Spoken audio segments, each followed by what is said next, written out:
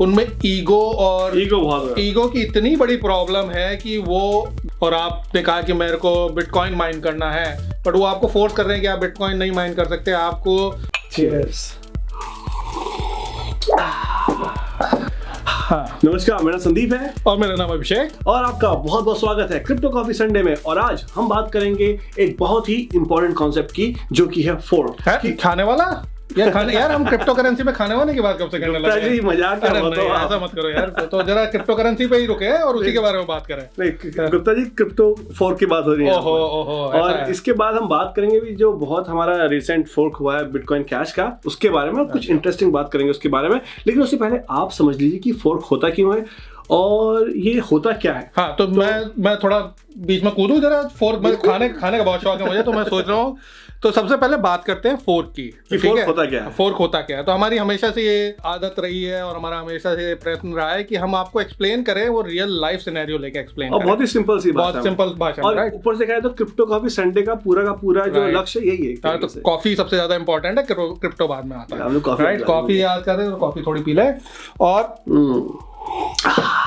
हाँ, तो अब हम बात कर रहे हैं फोर्क की। ठीक है, तो अगर आप ऐसा सोचिए, मान लो आपने एक कार खरीदी, राइट, और आपको कार बहुत अच्छी है, बहुत बढ़िया है, बहुत पसंद है, बट आपको उस कार में कुछ करना है अपग्रेड। आपको नया स्टीरियो लगाना है, आपने अपने व्हील्स चेंज करने हैं, अपना नया फेंडर लगवाना है, बहुत सारी चीजें आप कर सकते हैं। तो उसे कहते हैं अपग्रेड। आप कुछ नई फंक्शनैलिटी उस कार में अपनी बाइक मॉडिफाइड करानी है। बाइक भी मॉडिफाई करा सकते हैं। बच्चे हमारे वो भी है जो बाइक मॉडिफाई वैसे आजकल कार बाइक सब कुछ भी मॉडिफाई कर लो। तो वही कॉन्सेप्ट अगर हम क्रिप्टो करेंसी वर्ल्ड में लाएं, ठीक है, तो अगर हमें क्रिप्टो करेंसी, आपको सबको मालूम होगा कि क्रिप्टो करेंसी में माइनिंग का सॉफ्टवेयर होता है, उसमें कुछ फंक्शनैलिटी होती है, उसमें कुछ प्रोटोकॉल होता है, उसमें कुछ फीचर्स आपको फॉलो और रूल्स आपको फॉलो करने होते हैं सॉफ्टवेयर के हिसाब से। जब वो सॉफ्टवेयर चेंज होता है, हम उसमें कोई नया फीचर डालते हैं, हम प्रोटोकॉल को चेंज करते हैं, या कोई नई फंक्शनैलिटी हम उस सॉफ्टवेयर में डाल रहे हैं, तो वो जो प्रोसेस है वो होता है फोर्क।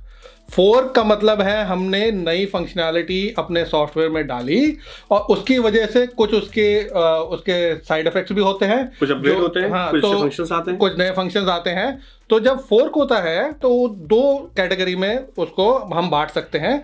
एक को कहते हैं सॉफ्ट, जो शायद प्लास्टिक का होता है और दूसरा होता है हार्ड, जो स्टील का होता है। अब उसे डिटेल में क्रिप्टो करेंसी में क्या होता है वो हमारे संदीप भाई जरा बताएं।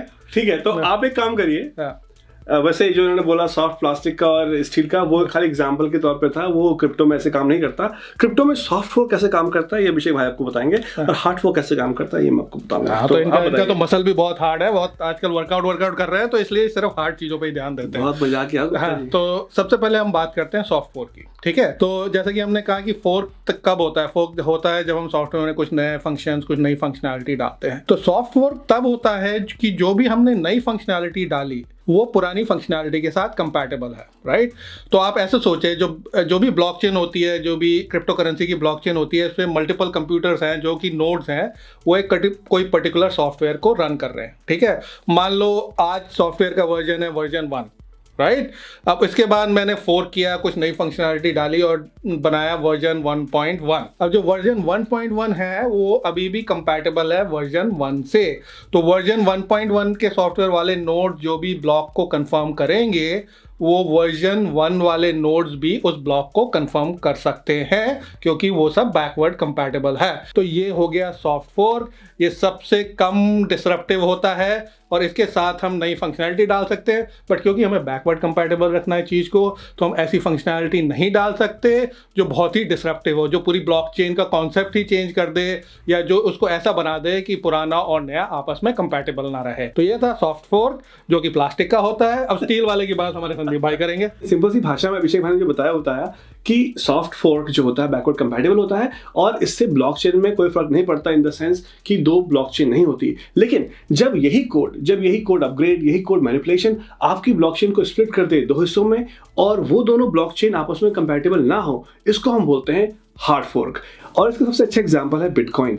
जब बिटकॉइन का अगस्त 2017 में हार्ड फोर्क हुआ था, तो हमको दो ब्लॉकचेन मिल गई थी, एक जो बिटकॉइन की ब्लॉकचेन चलती हुई आ रही थी और दूसरी बिटकॉइन कैश की। और ये दोनों ब्लॉकचेन आपस में कंपैटिबल नहीं है, है और ना ही ये एक दूसरे के ट्रांजेक्शन को वैलिड करेंगी, इवन दो बिटकॉइन कैश से पहले सब कुछ बिटकॉइन की ब्लॉकचेन में था। तो ये होता है एक सॉफ्ट और हार्ड फोर्क। हाँ, तो मतलब आपने जो मुझे समझाया, मोटा मोटा ये समझ में आया कि हार्ड फोर्क के बाद तो हो जाता है डिवोर्स। मतलब आपके घर में शादी है, बीवी बच्चे हैं, आपकी बीवी से इतनी ज्यादा लड़ाई हो गई कि आपने कर लिया डिवोर्स, वो तो हो गया हार्ड फोर्क। एग्जैक्टली हो गए अलग अलग अपने घर में चले गए, और सॉफ्ट हो गया, थोड़ी बोड़ी लड़ाई हो गई, उसके बाद समझौता हो गया, साथ में फिर भी रह रहे हैं, वो रिश्ता चलते जा रहा है, वो है सॉफ्ट फोर्क। यहाँ पे रिश्ते टूट चुके हैं। अब एक बन गया बिटकॉइन कैश और एक बन चुका है बिटकॉइन, रिश्ते अलग हो चुके हैं, इनकी ब्लॉकचेन अलग हो गई है। पर आप बोल सकते हो यार कि संदीप भाई, अभिषेक भाई, ऐसा होता क्यों है? मतलब सब कुछ सही चल रहा है, घर सही चल रहा है, ऐसा तो है नहीं कि ये रियल लाइफ है, ये तो क्रिप्टो है, ये तो डिजिटल है, यहाँ पे ज्यादा इमोशंस तो होते नहीं क्रिप्टो में, मतलब इमोशंस ही होते हैं डिजिटल वर्ल्ड में। तो ऐसा क्या होता है कि हमें एक फोर्क की जरूरत पड़ती है? तो जहां तक मुझे मालूम है, कभी अगर आपको नए फीचर्स ऐड करने हो तो वहां पे फोर्क की जरूरत पड़ सकती है, लेकिन बहुत बार मनमुटाव हो सकता है। अब यहाँ पर हम बात करते हैं कुछ इंपॉर्टेंट जो फोर्क हुए हैं।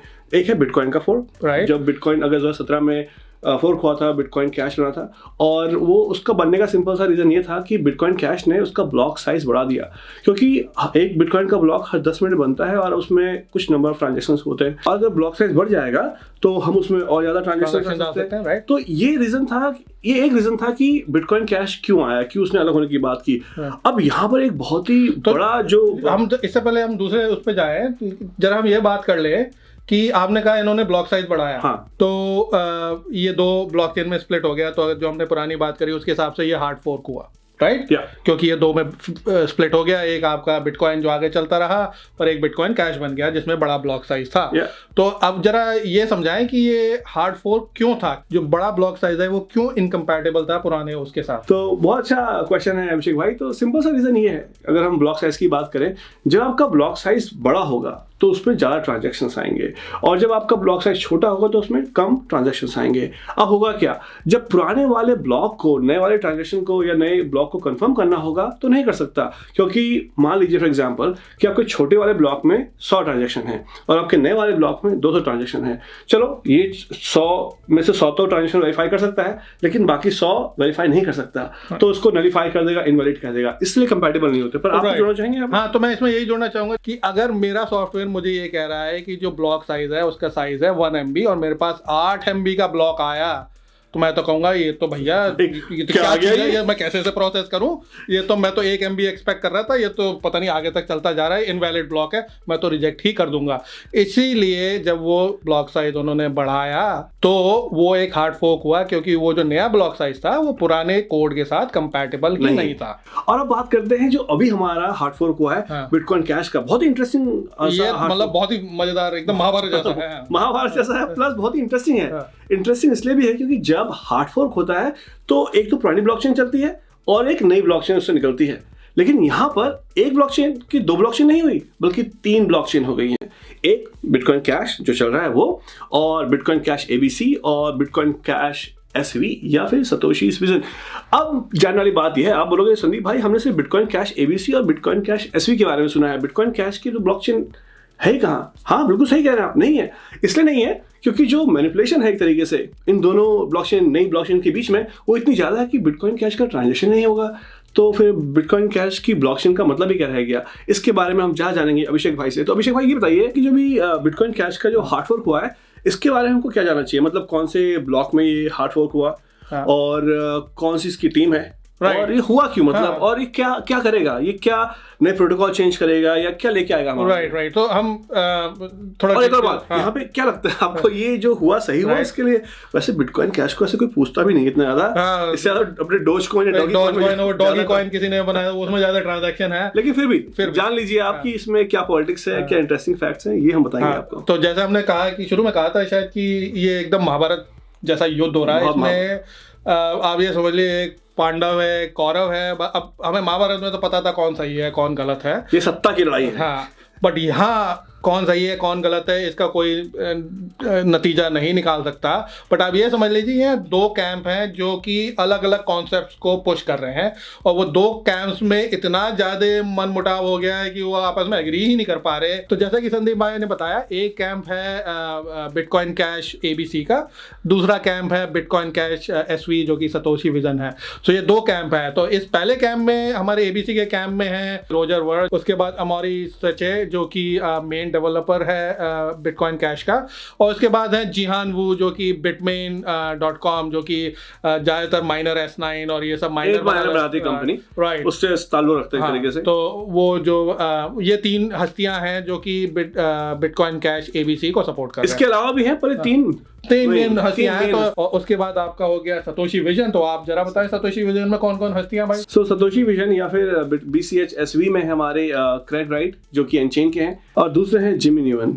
और ये जो क्रेग राइट है ये बहुत ही इंटरेस्टिंग आदमी है। ये अपने को सतोशी नाकामोटो बोलते हैं। लोगों ने जब इनसे बोला कि भाई बताओ जरा अपने एविडेंस दो कि आप सतोशी नाकामोटो हो, तो इन्होंने कुछ फेक एविडेंस भी दिए हैं। उसकी चर्चा कभी बाद वाले किसी दूसरे वीडियो में करेंगे। और जो फंक्शनलिटी लेके आ रहे हैं BCH ABC या फिर BCH SV में, ये भी बहुत इंटरेस्टिंग है। मतलब कहने का ये है कि अगर ABC ने कुछ किया है तो SV का साफ कहना है तू ही कर भाई, मैं नहीं कर रहा। और कहीं तो ये भी है तूने नहला मारा ले मेरा दहला, हम बताते हैं आपको कैसे।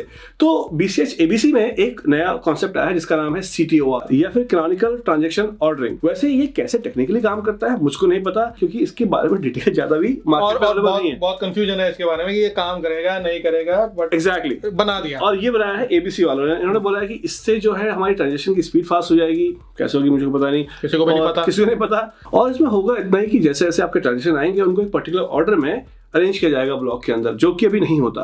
अभी कैसे हेल्प करेगा, कैसे टेक्निकल काम करेगा मुझको नहीं पता, ये आने वाला टाइम बताएगा। लेकिन यहीं पर क्रेग राइट जिनका SV है, उन्होंने बोला भैया तुम ही करो, बहुत ही डिफिकल्ट है मैं इसे मैनेज करना, और इसके रिजल्ट भी अभी कोई किसी ने प्रूव नहीं किया कि भैया ऐसा कोई फायदा होगा नहीं फायदा होगा, तो भैया तू ही कर ले। एग्जैक्टली ABC में CTOR है और यहाँ पर CTOR नहीं है SV में। यहाँ पर इन्होंने कहा ठीक है हमारा जो ब्लॉक साइज है 32 MB का है, सही है, कोई परेशानी नहीं है ABC वालों ने। वहीं SV वालों को कुछ ना कुछ दिखाना था नया। इन्होंने बोला तेरा 32 MB का, तो ये मेरा 128 MB का ब्लॉक साइज हो चुका है। अब यहाँ पर एक बहुत ही इंपॉर्टेंट कॉन्सेप्ट आता है कि 32 MB और 128 MB के ब्लॉक साइज में क्या क्या खराबियां या अच्छाइयां हो सकती हैं। 32 MB का ब्लॉक साइज कैसे काम करता है ये तो आपको पता ही, क्योंकि बिटकॉइन कैश का ब्लॉक साइज वही है। 128 MB के ब्लॉक साइज में क्या खराबी हो सकती हैं, अभिषेक भाई कुछ बताएंगे इस बारे में? हाँ, तो जरा हम सोचें जैसे ब्लॉक्स, जब ये ब्लॉक होता है तो उसमें हमारे ट्रांजैक्शंस होते हैं। तो कॉन्सेप्ट ये है कि जितना बड़ा ब्लॉक होगा हम उसमें उतने ही ज़्यादा ट्रांजैक्शंस डाल सकते हैं। बट अगर ब्लॉकचेन के बेसिक्स कॉन्सेप्ट में जाएं तो जो ट्रांजैक्शन होता है वो एक्चुअली कुछ कंप्यूटर इंस्ट्रक्शंस होते हैं जिन्हें ऑपकोड कहते हैं। वो कंप्यूटर इंस्ट्रक्शन एग्जीक्यूट होते हैं मशीन पे, राइट। अब अगर ब्लॉक साइज बहुत छोटा है और उसमें मैं ज़्यादा से ज़्यादा ट्रांजैक्शन डालने की कोशिश करूंगा, तो मैं जो अपना कोड है, जो ऑप कोड्स है, उसे ज़्यादा से ज़्यादा एफिशिएंट बनाने की कोशिश करूंगा। कुछ एक्स्ट्रा नहीं डालूंगा क्योंकि मेरे पास वैसे ही बहुत कम जगह है। अब मैं ब्लॉक साइज बहुत बड़ा कर दूं तो लोग कहते हैं अरे यार बहुत सारी जगह है, उल्टे सीधे ट्रांजैक्शन डालो, कुछ भी ऑप कोड डालो, तरह तरह के कोड डालो, और वो सारा एग्जीक्यूशन कैसे करना पड़ रहा है, माइनर की मशीन पे। अब जितने ज़्यादा ऑप कोड है उतना ही ज़्यादा टाइम और उतना ही ज़्यादा प्रोसेसिंग पावर लगेगी, और जो माइनर है उसकी प्रॉफिटेबिलिटी कम हो जाएगी। इसे कहते हैं स्पैमिंग, राइट। स्पैमिंग जैसे आपको ईमेल आती है, आपको बहुत सारी ईमेल आती है, आप टाइम उसमें वेस्ट करते हो, वैसी यहाँ पे भी स्पैमिंग होती है। बहुत सारा इनएफिशिएंट कोड है और उससे माइनर को ही नुकसान हो रहा है। इसलिए लोग कहते हैं कि ज़्यादा बड़ा ब्लॉक साइज एक अच्छी बात नहीं है। अब थोड़ा और आगे बढ़े हैं ब्लॉक साइज से, तो और क्या फंक्शनैलिटी है ABC और SV में जो कि डिफरेंट है। तो ABC ने एक नया ऑपकोड इंट्रोड्यूस किया है अपनी ब्लॉकचेन में, जो कि अनेबल करेगा ऑरेकल्स को और स्मार्ट कॉन्ट्रैक्ट्स को, राइट। अब यहीं पे जो सतोशी विजन वाले वो बोलते हैं कि भैया जो हमारा मेन कॉन्सेप्ट था वो स्मार्ट कॉन्ट्रैक्ट को अनेबल करना नहीं था। हमारा मेन कॉन्सेप्ट था ट्रांजैक्शंस को अनेबल करना, ज़्यादा से ज़्यादा ट्रांजैक्शंस करना, ट्रांजैक्शन स्पीड को बढ़ाना। तो क्यों हम डालें इसमें स्मार्ट कॉन्ट्रैक्ट और ऑरेकल, वो तो एथेरियम ऑलरेडी कर रहा है। तो हम जाएंगे पुराने बिटकॉइन में, बिटकॉइन के वर्जन में, राइट, और वही हम रखेंगे, राइट। तो वो इसीलिए उन्होंने अपना नाम भी सतोशी विजन रख रखा है। एग्जैक्टली। तो देखा जाए तो कितना अच्छा है कि बिटकॉइन कैश भी एक तरीके से स्मार्ट कॉन्ट्रैक्ट की तरफ जा रहा है। और यहाँ पे जैसे हमने ब्लॉक साइज की बात की, एक बहुत ही इंटरेस्टिंग फैक्ट है कि अगर अभी जो आप माइन कर रहे हैं बिटकॉइन कैश एबीसी या फिर एसवी, इन दोनों की माइनिंग में भी माइनर्स को घाटा हो रहा है। अगर परसेंटेज की बात करें तो बीसीएच एबीसी को माइन करने में भी 54% का घाटा है माइनर्स को, और वहीं 148% का घाटा है एसवी को माइन करने के लिए। लिंक कम्युनिटी है, सपोर्ट करती है, इसलिए भी घाटा एक तरीके से उठा रहे हैं। और हाँ, आपकी इन्फॉर्मेशन बताते हैं, जो ये हार्ड फोर्क हुआ था, ये हुआ था ब्लॉक नंबर 556766, मतलब 5,56,766 ब्लॉक पर। आ सकता है कभी क्वेश्चन जी के में आ जाए तो कल। तो संदीप भाई, ये सब तो खैर चलो बात हो गई कि क्या नया कॉन्सेप्ट है, क्या नई फंक्शनैलिटी है, बट मुझे जो ये लग रहा है ना, ये सब मुझे लग रहा है इसके बाद पीछे कोई और ही मकसद है। मुझे तो ये मतलब ऐसा लग रहा है कि यहाँ कोई थोड़ी स्पाइंग की ज़रूरत है कि असली प्रॉब्लम क्या है वो ज़रा निकाली जाए। क्योंकि ऐसा कैसे हो गया कि जो ये दो ग्रुप थे उनमें इतना डिफरेंस हो गया है कि 2 की जगह 3 में स्प्लिट हो गए हैं, और जो ओरिजिनल था वो तो खैर खत्म ही हो गया क्योंकि उसमें कोई रहा ही नहीं। तो मुझे तो ये लग रहा है कि यहाँ चलो फंक्शनैलिटी है, वो सब तो बात है ही, पर यहाँ लोगों की जो मेन जो लोग हैं, जो लीडर्स हैं इन दो कैंप्स के, उनमें ईगो की इतनी बड़ी प्रॉब्लम है कि वो दूसरे की साइड को देख ही नहीं पा रहे हैं।